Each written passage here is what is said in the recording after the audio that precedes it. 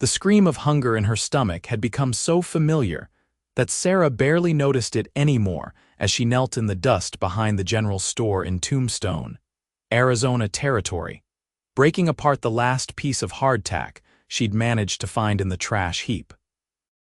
The autumn sun of 1882 beat down mercilessly on her threadbare dress, the fabric so worn that the original blue color had faded to something resembling dirty water. A scraggly brown dog with ribs showing through matted fur watched her with desperate yellow eyes, and Sarah found herself smiling despite everything because at least she wasn't alone in her misery. "Here you go, boy," she whispered, extending half of the stale biscuit toward the trembling creature. "I know it's not much, but we'll both sleep a little easier tonight." The dog crept forward on his belly, every muscle tense and ready to bolt, taking the offering with surprising gentleness before retreating 3 feet to devour it. Sarah nibbled on her own portion, trying to make it last, trying to remember when food had been something other than a constant worry. Her father's ranch had provided plenty before the fever took him 6 months ago, before the bank claimed the land, before she'd found herself wandering from town to town with nothing but the clothes on her back, and a growing understanding of how quickly fortune could abandon a person. "That dog's liable to give you fleas." The voice startled her so badly that she dropped her remaining piece of hardtack into the dirt. Sarah scrambled to retrieve it, but a scuffed brown boot stepped into her line of vision. She looked up, shading her eyes against the sun, and found herself staring at a tall man with dark hair that curled slightly at his collar and eyes the color of worn leather. He wore dusty trail clothes and a gun belt that sat comfortable on his hips like it belonged there. But his expression held none of the hardness she'd learned to fear in men who wore their weapons so casually. "I didn't mean to startle you, ma'am," he said, and his voice carried a softness that contradicted his rough appearance. "Just been watching you share your supper with that stray, and it seems to me that neither of you has had a proper meal in quite some time." Sarah's cheeks burned with shame. She'd grown used to being invisible, to scavenging in the shadows where decent folk wouldn't see her reduced circumstances.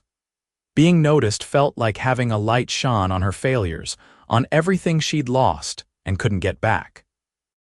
"We're managing just fine," she said, hearing the defensive edge in her voice and hating it.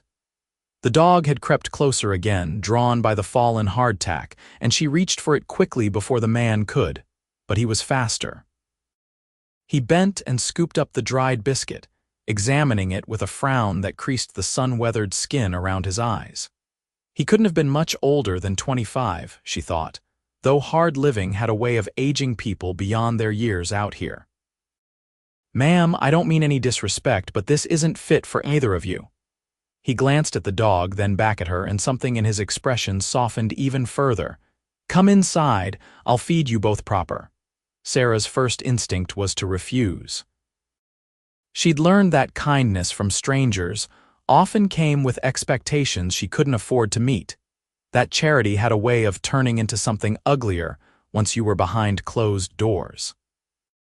But her stomach cramped painfully, and the dog was looking at the man with something almost like hope in those yellow eyes, and she found herself too tired to maintain her pride. "Inside where?" she asked cautiously. "I've got a ranch about 3 miles north of here." "Small place, nothing fancy, but there's a stove and fresh eggs from this morning and bread I baked yesterday." He smiled, and it transformed his entire face, making him look younger and somehow safer. "I'm Caleb Mitchell, by the way.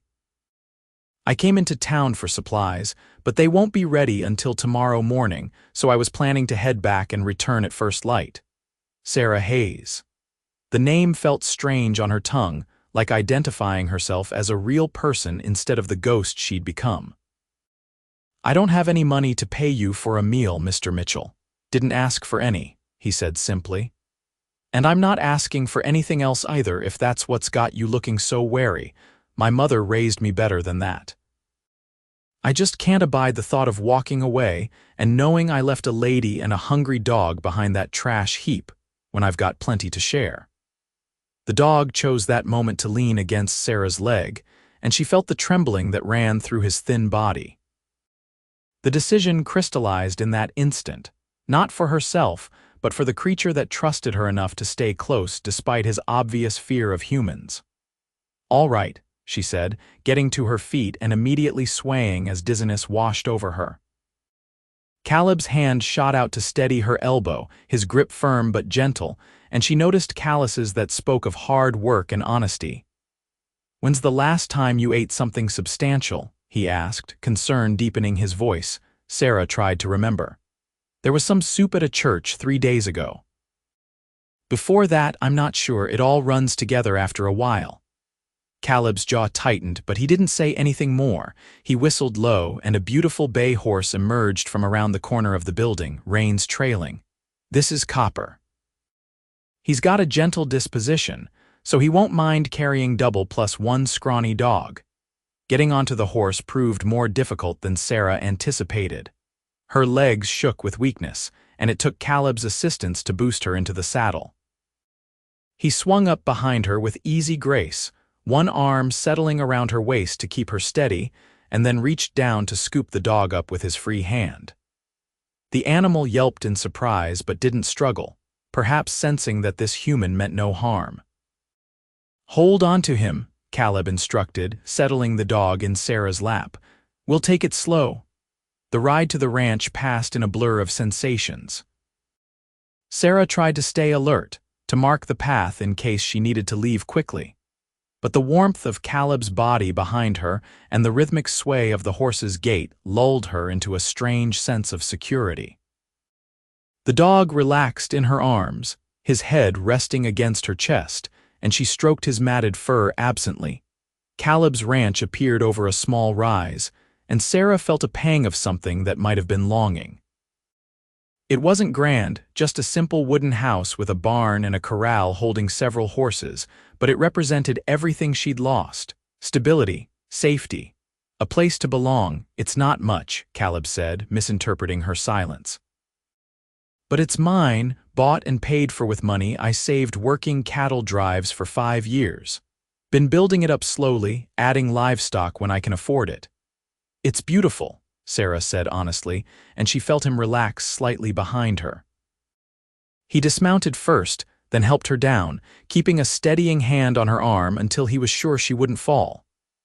The dog jumped down and immediately began exploring the yard, nose to the ground, tail wagging cautiously. "Let me get Copper settled, then we'll see about that meal," Caleb said. "You can wash up at the pump if you'd like. There's soap on the shelf and a clean towel hanging on the nail." Sarah watched him lead the horse toward the barn, moving with the unconscious confidence of a man comfortable in his own space. She made her way to the pump, working the handle until water gushed out cold and clear. The soap smelled like lion lavender, and she scrubbed her hands and face until her skin felt raw, wanting to wash away the grime and shame of the past months. When Caleb emerged from the barn, he found her sitting on the porch step with the dog beside her, both of them looking cleaner and marginally more hopeful. He smiled and gestured for her to follow him inside. The interior of the house was simple but clean, with a large stone fireplace dominating one wall and a sturdy table with 4 chairs in the center of the main room. A kitchen area occupied one corner, and Sarah spotted 2 doors that likely led to bedrooms. Everything spoke of a man who took care of his possessions, who built slowly and with purpose.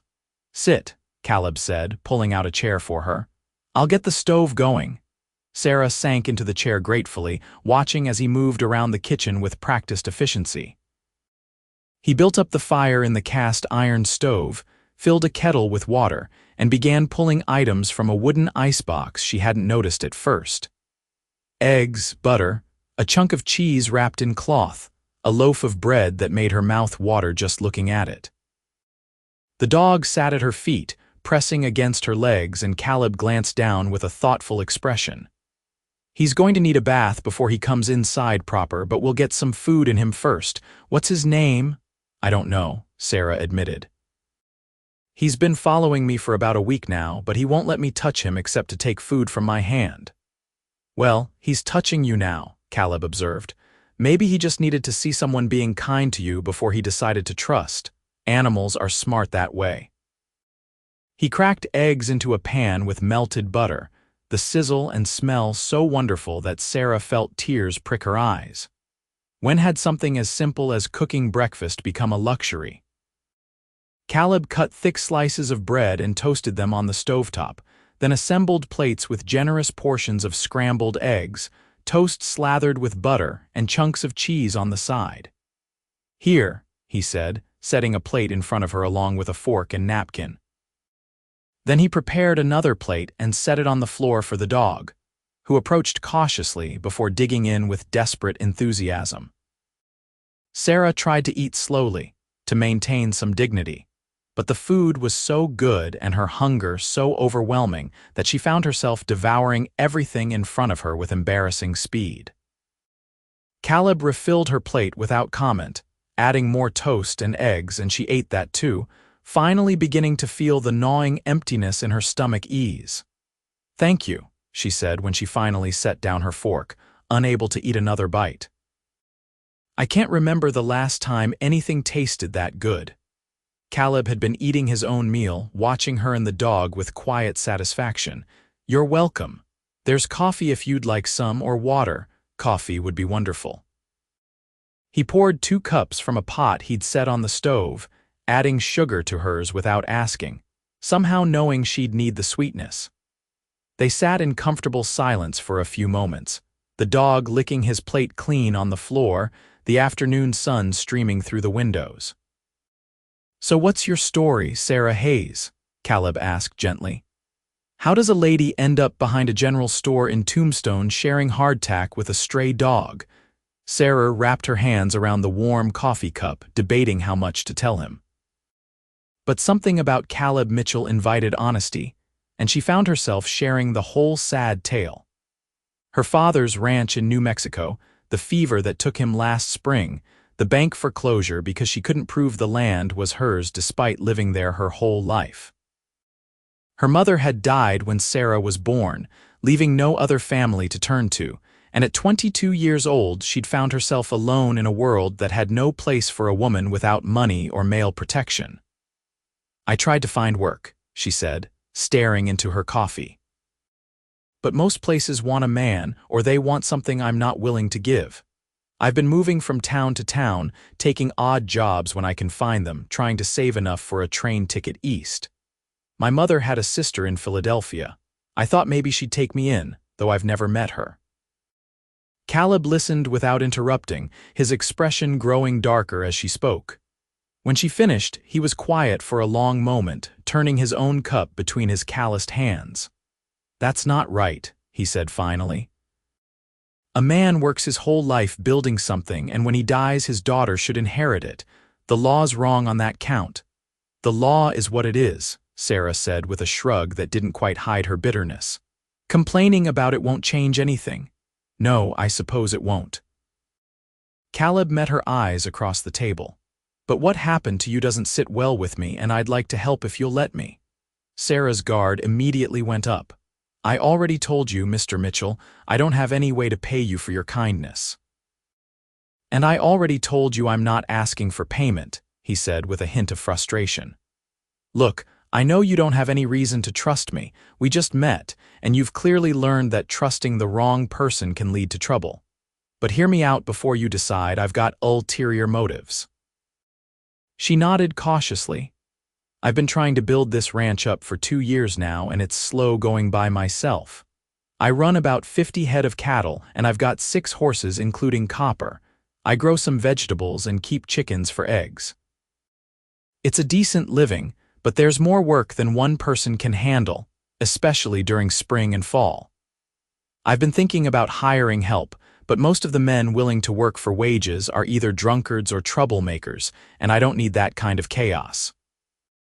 He paused, seeming to choose his words carefully. "What I'm proposing is that you stay here and work for room and board. You can have the spare bedroom, and I'll stay in my own room with the door closed and respect your privacy. You'd help with the cooking and cleaning, maybe tend the garden and the chickens, and I'd make sure you're fed and safe." After a few months, once you've saved up some strength, I could pay you wages so you can afford that train ticket to Philadelphia." Sarah stared at him, trying to find the trap in his offer because there had to be one.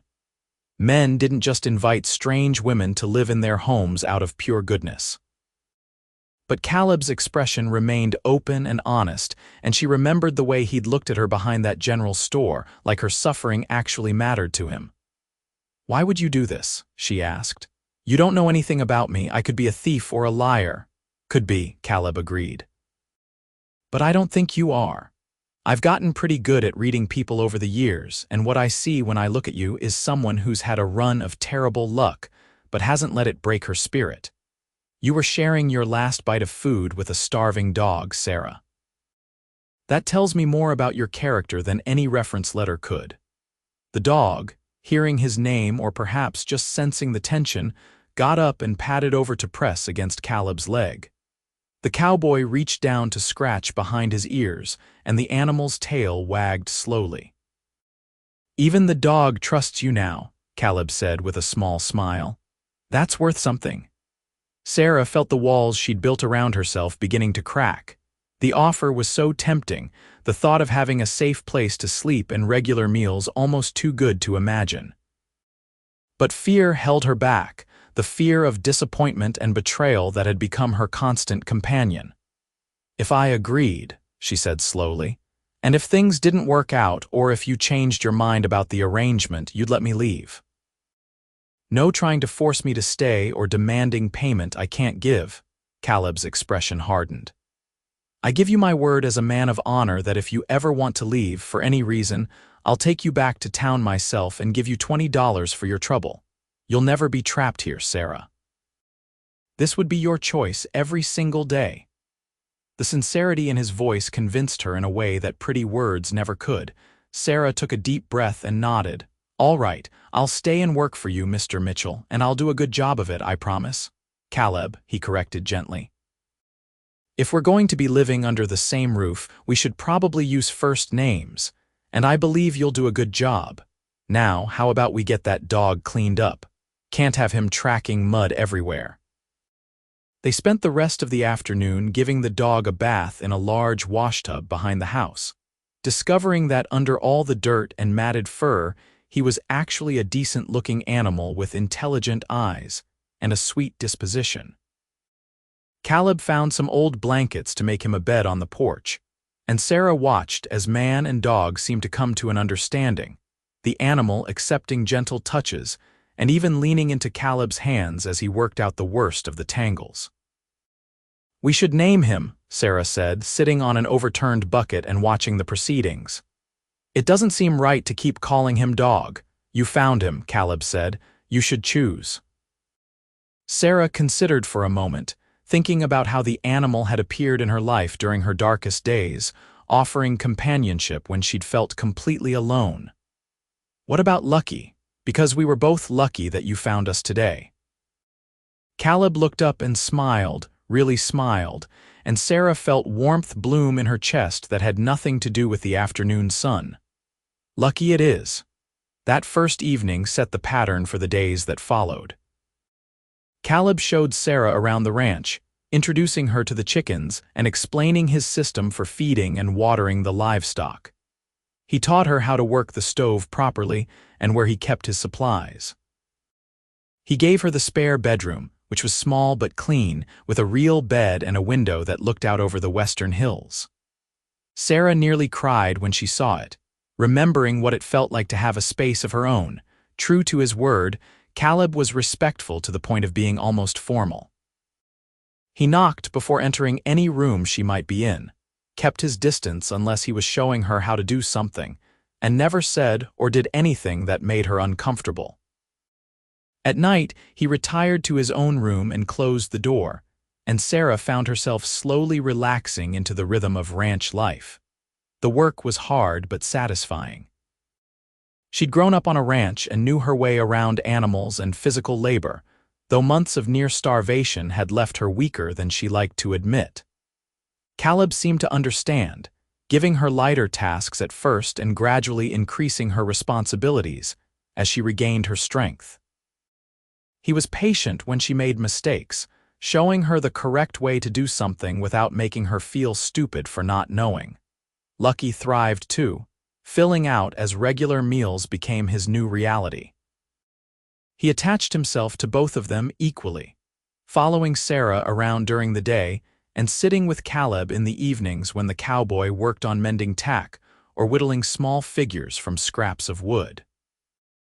The dog's presence seemed to ease some invisible tension, giving them something neutral to focus on when conversation lagged, or when Sarah felt overwhelmed by the strange intimacy of sharing space with a man she barely knew.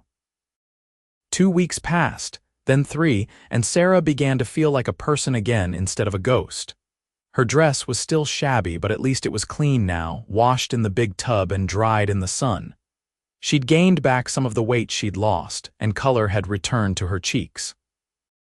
More importantly, the constant fear that had haunted her began to fade, replaced by something that almost felt like contentment.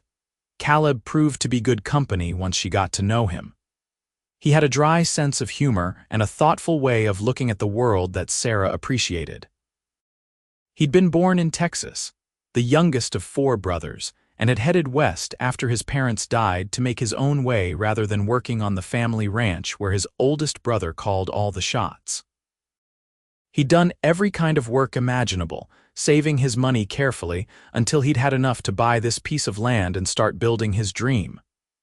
"I want something that's mine," he told her one evening as they sat on the porch watching the sunset paint the sky in shades of orange and purple.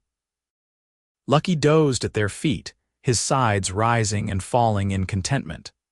"Something I built with my own 2 hands that nobody can take away because I didn't follow their rules or meet their expectations."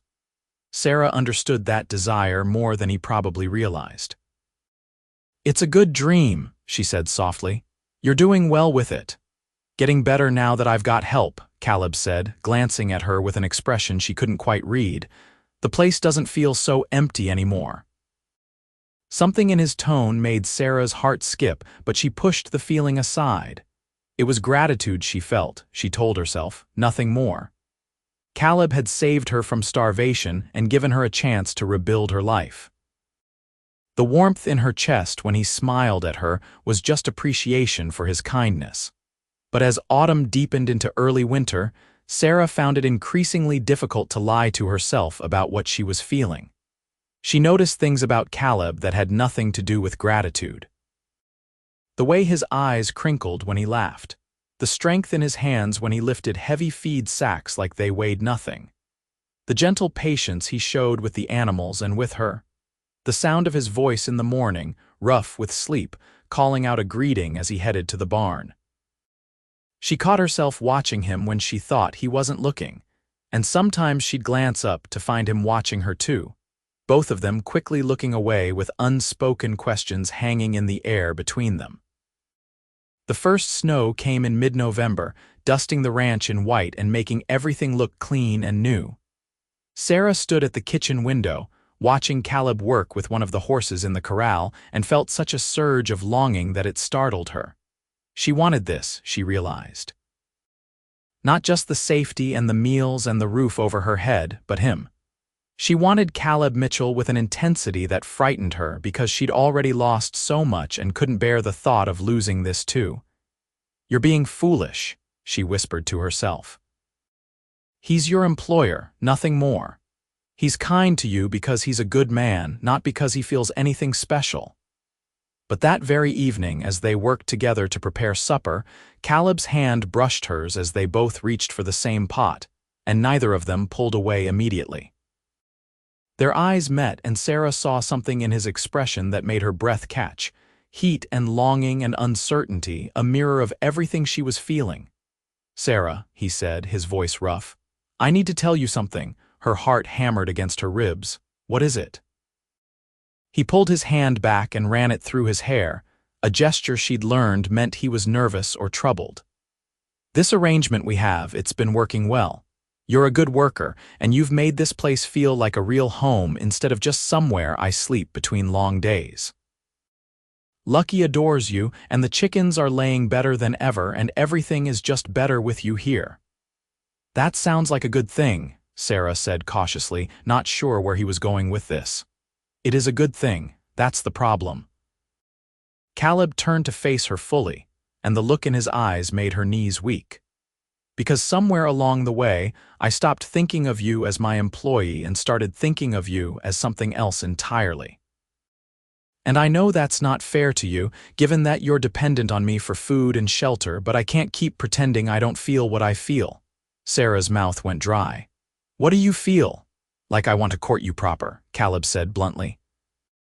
Like I wake up every morning grateful that you're here and go to bed every night wishing I had the right to knock on your door and kiss you goodnight. Like I'm falling for you hard and fast, and I don't know how to stop it even if I wanted to. The confession hung between them, raw and honest, and Sarah felt tears spring to her eyes. You're not the only one, she whispered. I've been trying so hard not to feel this way because I was afraid you'd think I was just grateful or trying to secure my position here. But Caleb, it's so much more than that. You make me feel safe and seen and valued in a way I've never experienced before. When I think about leaving here to go to Philadelphia, it feels like contemplating my own death. Caleb's face transformed with relief and joy.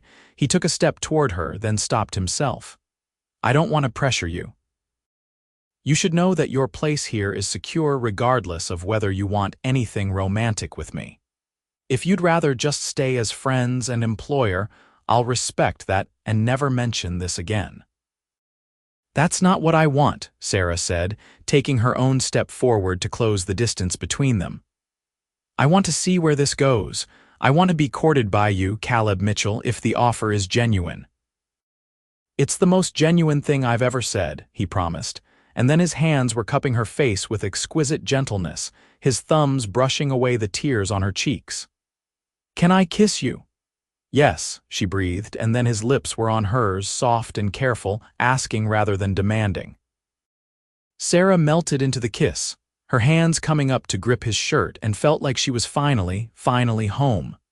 Lucky barked from his spot by the door, tail wagging furiously, and they broke apart laughing.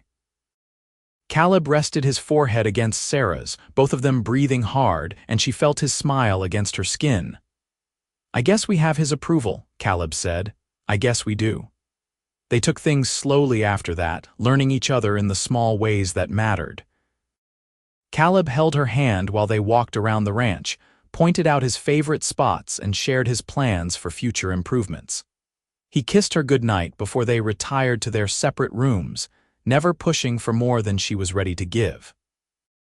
He brought her small gifts, a hair ribbon from town, a book he thought she'd enjoy, wildflowers he'd found growing in a sheltered spot near the creek. Sarah bloomed under his attention like a plant finally given enough water. She laughed more freely, sang while she worked, and found herself planning a future that extended beyond mere survival. They talked about everything, their childhoods and dreams and fears, building a foundation of friendship to support the growing love between them. Winter deepened, and the ranch work took on a different rhythm. There were animals to feed and ice to break in the water troughs, firewood to chop and stack. They worked side by side through cold days and long nights, and Sarah discovered that she loved this life in a way she'd never loved anything before. The physical labor satisfied something in her soul, and coming inside to warmth and lamplight, and Caleb's smile felt like the greatest luxury imaginable.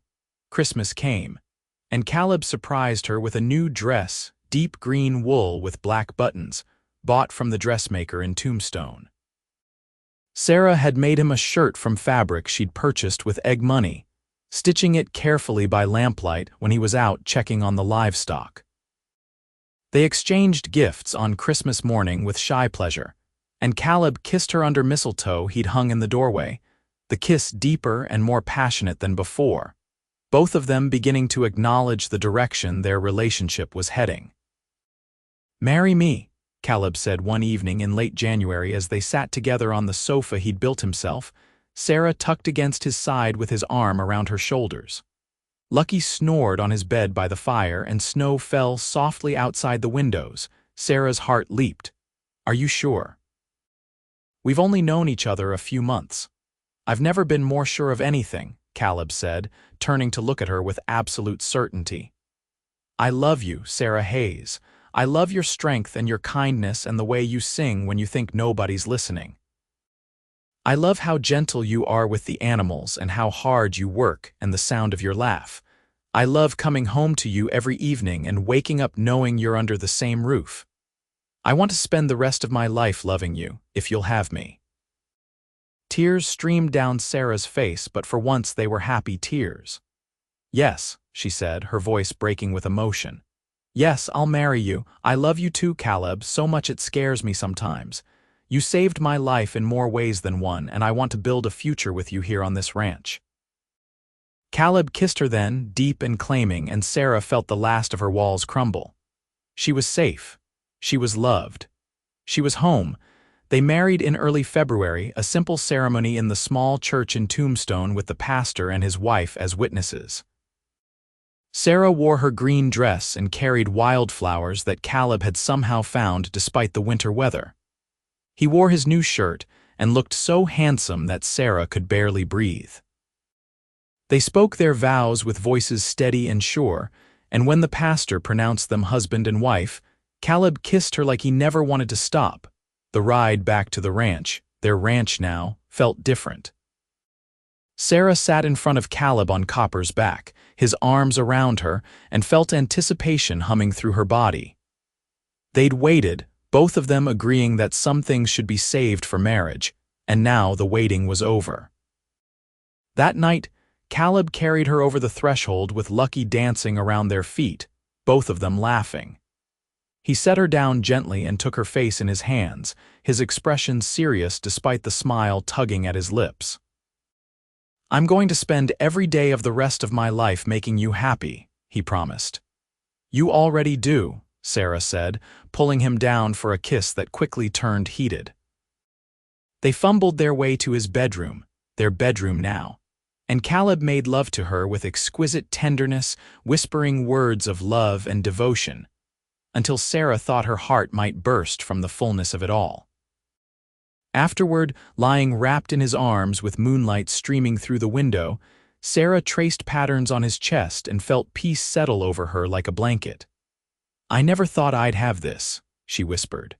After I lost the ranch and ended up alone, I thought my life was essentially over. I was just surviving, not living. Caleb pressed a kiss to her forehead.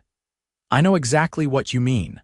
I was surviving too in my own way, building this place but never really feeling like it meant anything because there was nobody to share it with. And then I found you behind that general store feeding a stray dog and everything changed. Lucky dog, Sarah said with a smile, and Caleb laughed. Lucky us. The years that followed were good ones, filled with hard work and simple pleasures. The ranch grew as Caleb had always planned. The herd increasing year by year, more chickens added to the flock, a milk cow purchased for fresh dairy. Sarah proved to have a talent for gardening, and soon they had vegetables aplenty plus flowers that she planted just for beauty. Something Caleb never complained about even though they served no practical purpose. Lucky remained their faithful companion until age finally claimed him when he was nearly 14 years old. They buried him on a hill overlooking the ranch and planted a tree there, both of them remembering the scruffy stray who'd brought them together. They got another dog after a while and then another, always strays that needed homes, and Sarah joked that they were building a refuge for lost creatures. Their first child came in the spring of 1884, a boy they named Thomas after Sarah's father.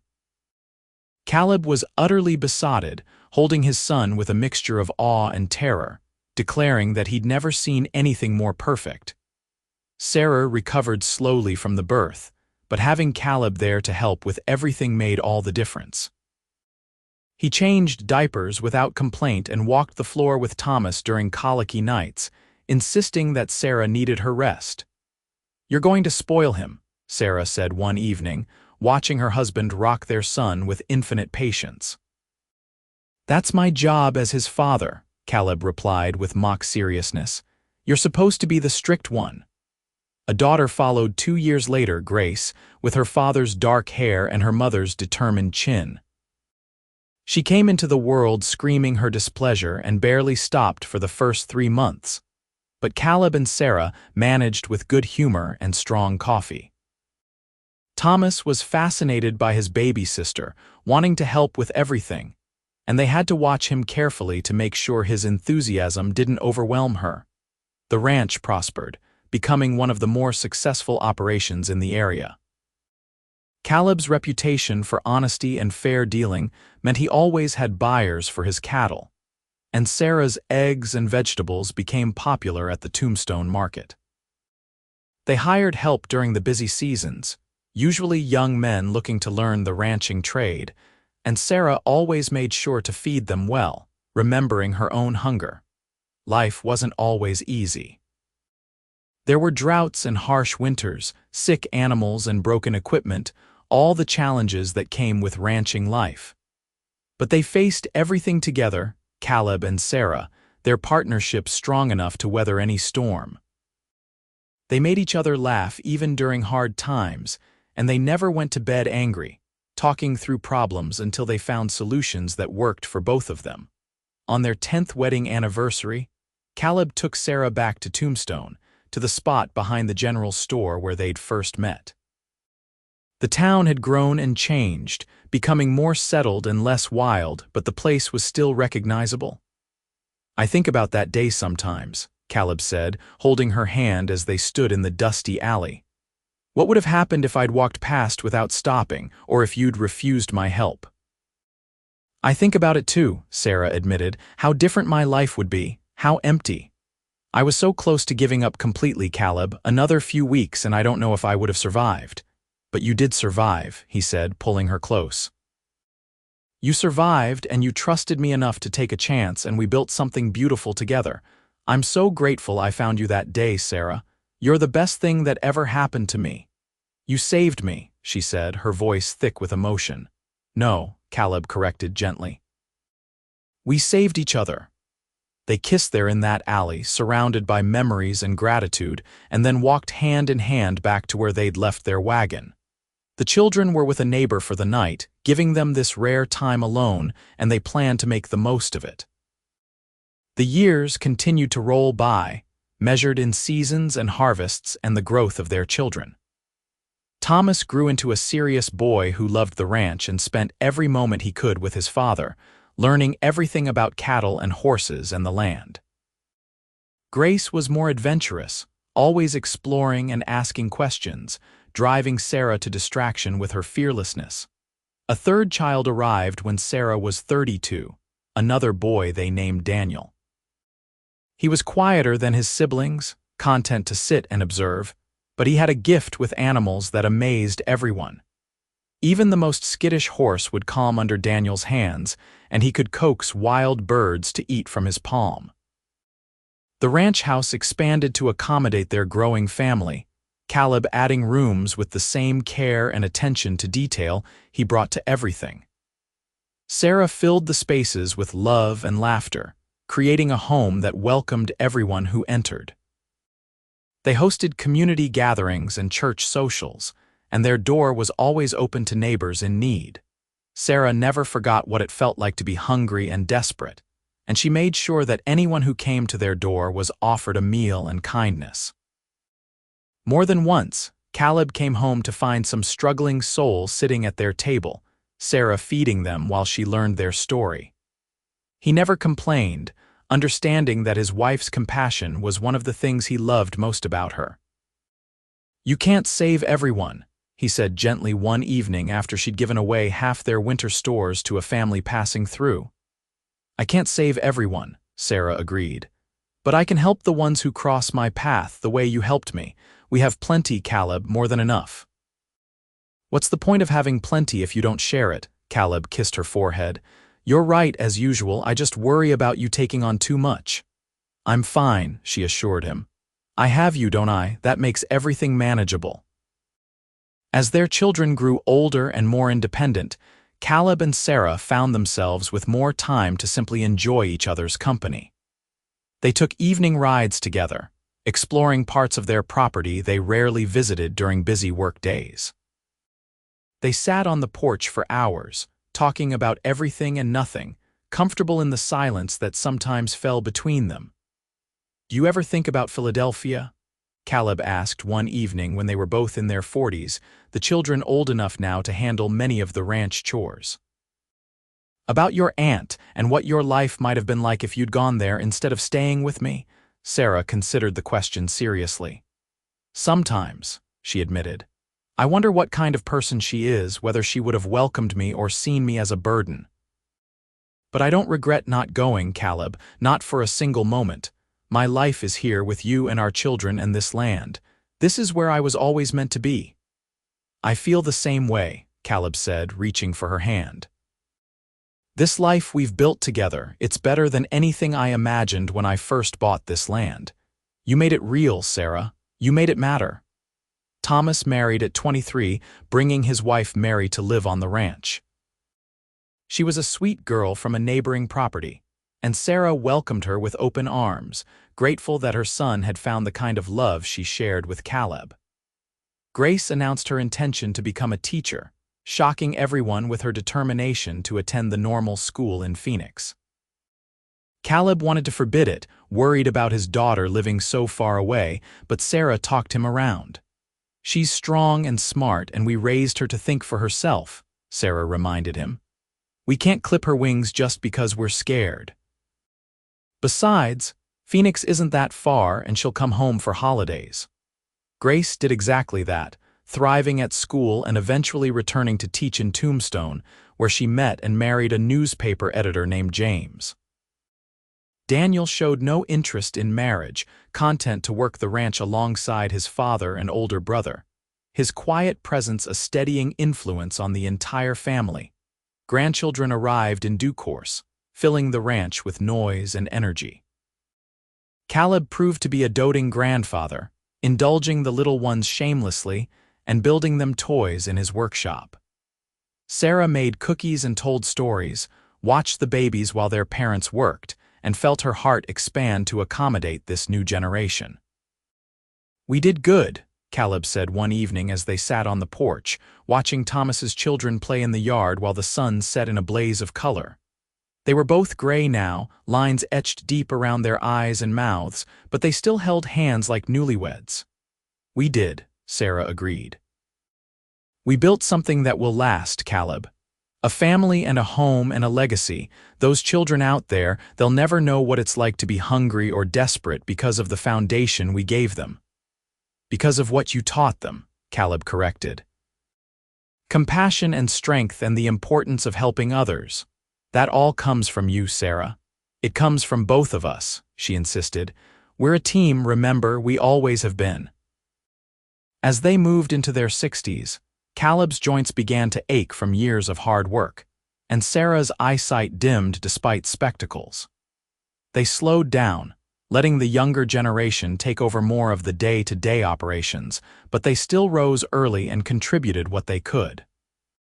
The ranch had become a true family operation now, with Thomas managing the cattle and Daniel handling the horses, Grace and James visiting regularly with their children. Sarah started a garden club in town, teaching other women her techniques for growing vegetables in the harsh Arizona climate.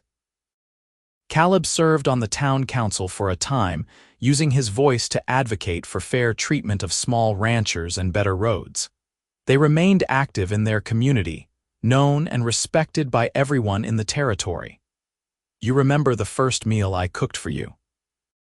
Caleb asked one lazy Sunday afternoon as they sat in their bedroom, Sarah knitting and Caleb reading the newspaper. "Scrambled eggs and toast. You ate like you'd never seen food before," Sarah laughed.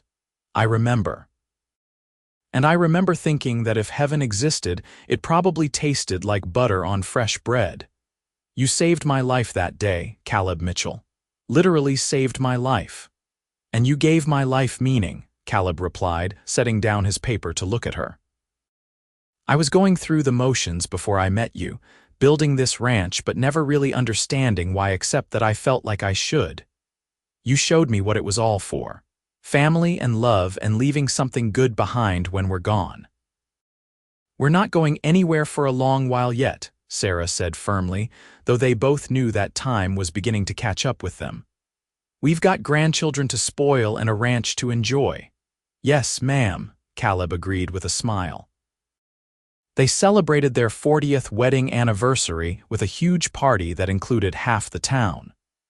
Their children and grandchildren filled the house and yard, along with neighbors and friends they'd accumulated over the decades. There was food and music and dancing, and at one point Caleb pulled Sarah into his arms for a slow waltz under the stars while everyone watched and applauded. 40 years, Sarah marveled, resting her head against his shoulder as they swayed together. "It feels like yesterday and forever ago all at once. Best 40 years of my life," Caleb murmured into her hair. "I love you more now than I did on our wedding day, Sarah Mitchell. Didn't think that was possible, but it's true." "I love you too," she said, holding him close. "Thank you for stopping that day in Tombstone. Thank you for seeing me when I felt invisible." "Thank you for trusting me," Caleb replied. "Thank you for staying." As they moved into their 70s, their pace slowed even further, but their love never dimmed. They spent hours sitting together, sometimes talking and sometimes just being comfortable in the companionship they'd built over decades. Caleb's hands grew too stiff for detailed work, but he could still mend a fence when needed. Sarah's back troubled her, but she still tended a small garden near the house, refusing to give up completely. Thomas ran the ranch now with Daniel's help, both men consulting their father on important decisions, but handling the daily operations themselves. Grace's children were starting families of their own, making Caleb and Sarah great-grandparents, a development that delighted them both. "We started something special," Sarah said one evening as they sat on their porch, the same porch where Caleb had proposed all those years ago. The view hadn't changed much, though the ranch had expanded considerably, fences stretching farther and buildings adding to the landscape. "We did," Caleb agreed, "and it's going to continue long after we're gone. That's a good feeling." They lived to see their 50th wedding anniversary, both of them frail now but still sharp mentally. The celebration was quieter than their 40th, just family gathered in their home, but no less meaningful. Their children gave speeches about the example their parents had set, about love and partnership and building something that mattered. Their grandchildren performed songs and shared memories. Their great-grandchildren, too young to fully understand, ran around causing cheerful chaos. That night, alone in their room, Caleb helped Sarah undress and climb into bed, then settled beside her with a contented sigh. They lay together in the darkness, holding hands as they'd done for 50 years. "No regrets?" Caleb asked softly. "Not a single one," Sarah replied. "You?" "Just that I didn't find you sooner," he said. "But I'll take the time we got. It's been more than enough." "It's been everything," Sarah whispered, and Caleb squeezed her hand in agreement. Caleb passed first, dying peacefully in his sleep at 76 years old. Sarah woke to find him gone, his hand still holding hers, his face peaceful. The grief was crushing, losing the man who'd been her partner for more than half her life, but she found comfort in knowing he'd lived fully and loved completely. They buried him on the hill where Lucky rested, under the tree they'd planted so many years ago. Sarah lived another 3 years, growing frailer but never losing the spark that had kept her going through hardship. She spent her days surrounded by family, telling stories about Caleb and their life together, making sure the younger generations understood the foundation they'd built. She spoke often about that day in Tombstone, about choosing to trust a stranger who'd offered kindness when she'd had nothing. "Love is a choice you make every day," she told her granddaughter Emma one afternoon. "Your grandfather and I, we chose each other every single morning for 50 years. Through hard times and good times, through disagreements and joy, we kept choosing each other. That's the secret, really.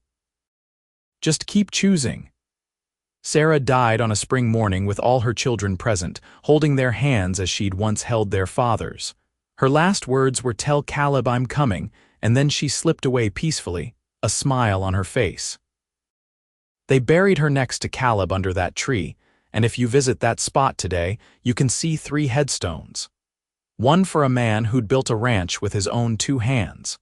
One for a woman who'd been saved from starvation and built a family in return. And one for a dog named Lucky who'd brought them together. The ranch still stands, now in the hands of the 5th generation of Mitchells, all of them knowing the story of how it started. How a cowboy found a woman feeding scraps to a stray dog and said, "Come inside, I'll feed you both proper," and in doing so began a legacy of love that would endure for generations. Their story became local legend, told and retold, a reminder that kindness could change everything. That taking a chance on another person, extending compassion when it wasn't convenient, could create something beautiful and lasting. The Mitchell Ranch remained known for its hospitality, the family never forgetting Sarah's lesson about helping those who crossed their path. And sometimes, on quiet evenings when the wind blew just right, folks swore they could see 2 figures sitting on that old porch, holding hands and watching the sunset together, still choosing each other even after death. Because some loves are too strong to be ended by something as small as mortality. Some loves echo through generations, creating ripples that touch lives for decades to come. And the love between Caleb and Sarah Mitchell was exactly that kind of love, eternal and true, built on a foundation of scrambled eggs, trust, and a scruffy dog who needed a home just as much as the woman who'd fed him. They'd all found exactly what they needed in each other, and in the process, created something that would never truly die.